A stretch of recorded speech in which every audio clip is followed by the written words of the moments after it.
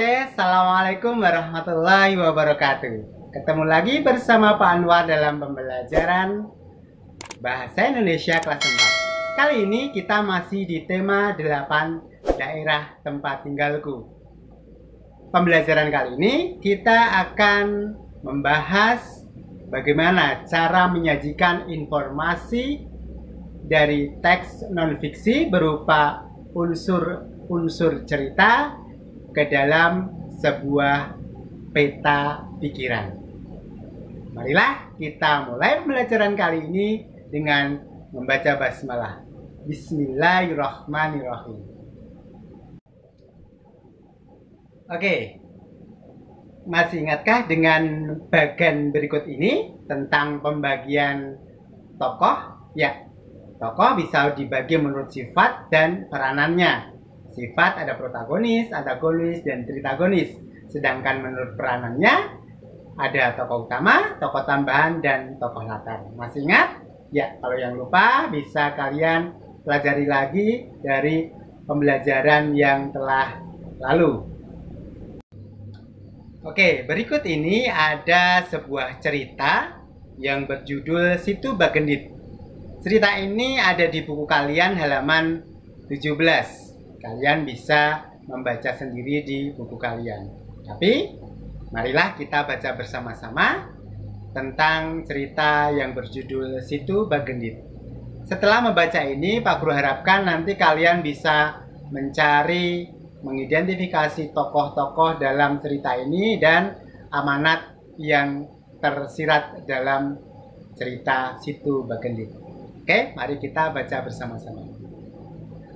Pada zaman dahulu, di sebuah desa yang terletak di Jawa Barat, hiduplah seorang perempuan yang bernama Nyai Bagendit. Semenjak suaminya meninggal, Nyai Bagendit mendapatkan warisan berupa kekayaan yang melimpah. Sayangnya, hal tersebut membuat Nyai Bagendit menjadi kikir dan congkak. Nyai Bagendit paling senang mengadakan pesta dan gemar memamerkan harta benda dan perhiasan kepada warga sekitar.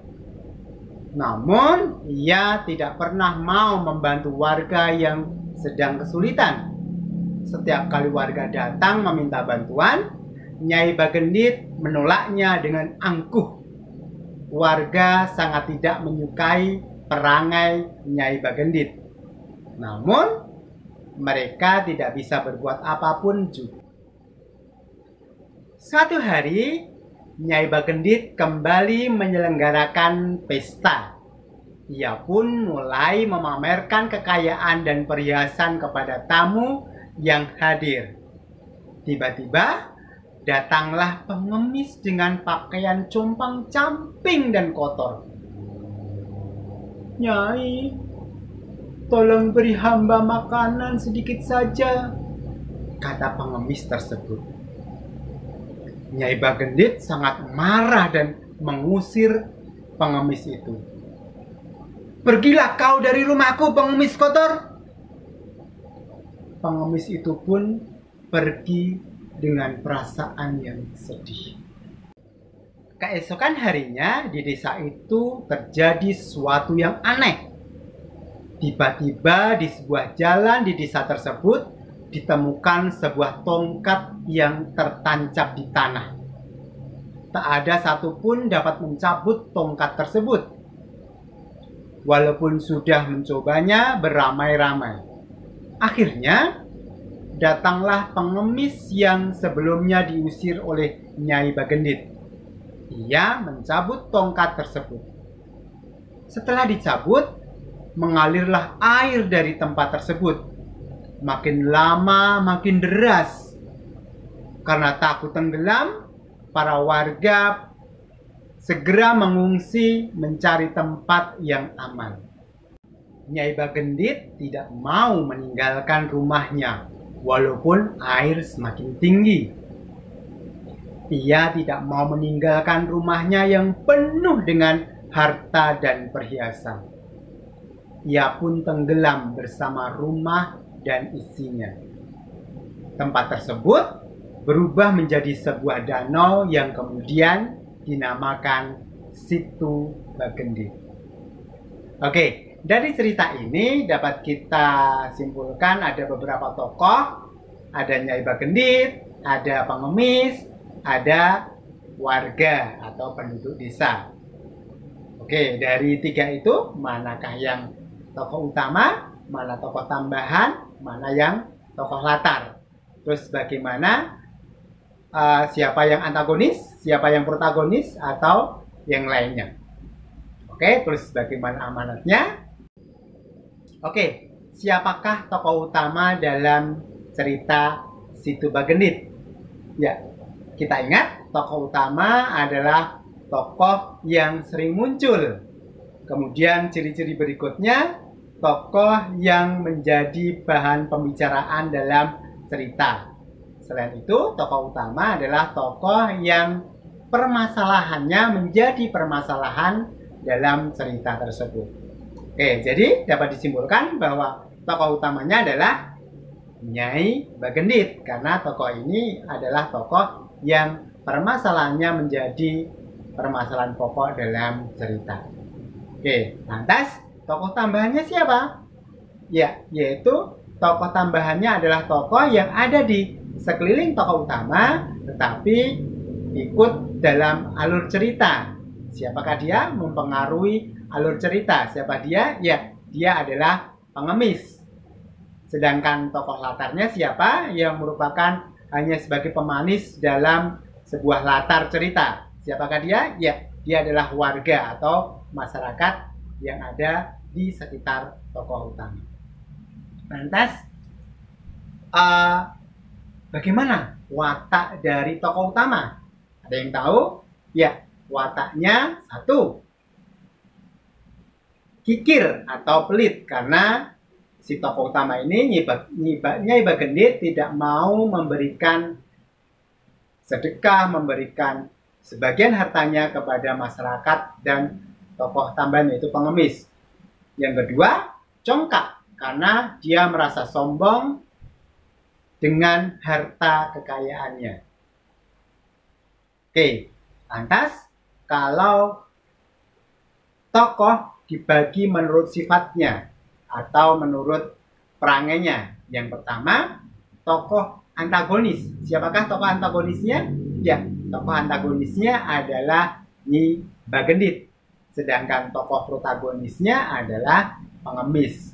Sedangkan tokoh antagonisnya dalam cerita ini tidak ada. Oke, lantas amanatnya bagaimana?